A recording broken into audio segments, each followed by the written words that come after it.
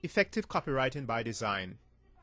In my copywriting coaching program, the very first lesson that I encourage all my students to do is one entitled Persuasion Architecture. This video tutorial explains how, just like any other type of writing, a sales letter must have a structure. In fact, I would require my students to study famous direct marketing pieces and determine what persuasion architecture the copywriter follows. This gives the students practice through this reverse engineering process to appreciate that beyond the words and sentences, there must be a certain flow, plan, map, or whatever other name you want to use for great copywriting. I've only recently completed a master's program, and one of the courses I had to take was research methods. Apart from teaching you how to carry out academic research, it also has a heavy writing component. The text used for this class for the writing component of the course basically covered things I already knew about copywriting, but with an academic twist. In fact, I got an excellent comment for my writing, but the paper mechanics, the formatting, was a little lacking. No, I just hate all those footnotes and bibliography, etc. Rules that go with academic writing. I guess I'm so accustomed to the freedom of copywriting. For example, if you are writing a paper based on a deductive argument, then you must start with a thesis statement and tell the reader what you are going to tell them, then introduce the general topic, narrow your claim, followed by supportive arguments, and after telling them what you told them, you conclude with the claims of the thesis statement and its application. In other words, there is a pattern you must follow to make the paper logically connected and lucid. Your readers are prepared for what you are about to explain, and after you have explained this, summarize what your paper is about. As a copywriter, you must also think about the structure you are going to use for your letter before you even start writing.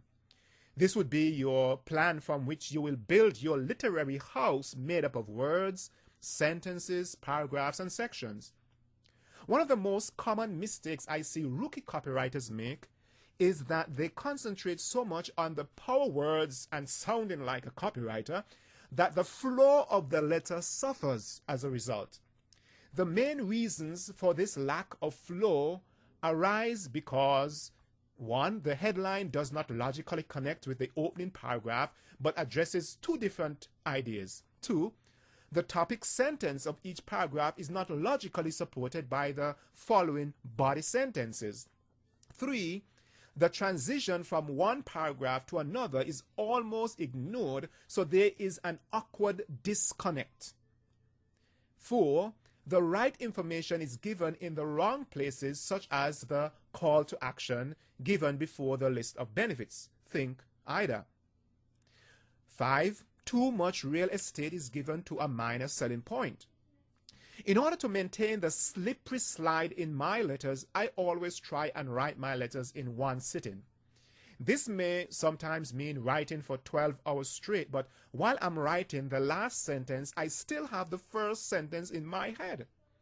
If I do break off from writing, I'll have to start reading from the very beginning to make sure that I have the entire letter in mind. Interestingly, one of the great techniques used by article writers and which can work in sales letter writing is to bring the article full circle by ending on the same idea, story, or issues that you started with. Now, it would not always be possible to write a long sales letter in one sitting, but in the planning process, just like you outline an essay, you can ensure that the letter will flow smoothly from beginning to end. A disorganized sales letter is a major hindrance to persuasion. It is often said that you can sell the sizzle, but that you should sell the sizzle, but not the steak. But even the sizzle must have some rhythm and cadence to it. When I first started writing my own sales letters from the internet, I took a letter written by a top copywriter and studied the pattern he used and did the same for my letter.